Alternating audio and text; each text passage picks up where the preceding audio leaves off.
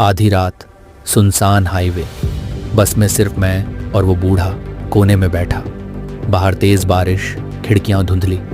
अचानक बस रुकी, ड्राइवर गायब। बूढ़े की आंखें चमकने लगीं, जैसे बिल्ली की। उसने धीरे से कहा, "ये रास्ता कहीं नहीं जाता, सिर्फ अंधेरे में।" फिर उसकी गर्दन टेढ़ी हो गई और मुंह से काले कीड़े निकलने लगे। बस के शीशे पर लाल हाथ के निशान उभरे और बारिश तेज हो गई, मानो खून बरस रहा हो।